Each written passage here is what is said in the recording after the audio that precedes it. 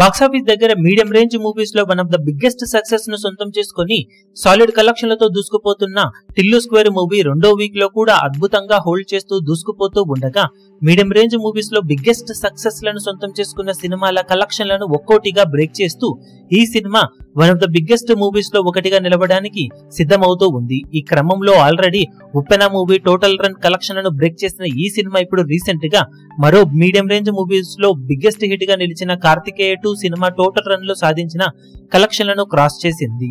ఆ cinema total run లో 58.40 కోట్ల రేంజ్ లో షేర్ అందుకుని బ్లాక్ బస్టర్ హిట్ గా నిలిచింది. ఇప్పుడు 12 రోజుల్లోనే ఆ కలెక్షన్లను క్రాస్ చేసిన ఈ సినిమా 13వ రోజు సాధించిన కలెక్షన్లతో 60 కోట్ల క్లబ్ లో చేరగా, ఓవరాల్ గా కార్తికేయ 2 సినిమా కలెక్షన్లను క్రాస్ చేసి దుమ్ము దుమారం లేపింది. ఓవరాల్ గా గ్రాస్ కలెక్షన్ల పరంగా ఇప్పటికీ కార్తికేయ 2 సినిమా టాప్ లో ఉన్నప్పటికీ కేవలం రీజనల్ కలెక్షన్లతోనే టిల్లు స్క్వేర్ మూవీ అద్భుతాలను సృష్టించడం విశేషం. కార్తికేయ 2 ని క్రాస్ చేయడంతో నెక్స్ట్ టార్గెట్ ఇప్పుడు నేచురల్ స్టార్ నాని నటించిన దసరా సినిమాగా నిలిచింది.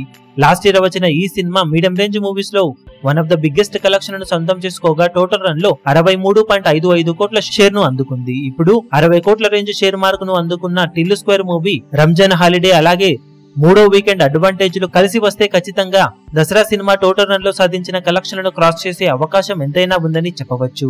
మరి సినిమా దసరా సినిమా కలెక్షన్లను క్రాస్ చేస్తుందా లేదా అని మీరేమనుకుంటున్నారో కింద కమెంట్ సెక్షన్ లో గెస్ చేయండి.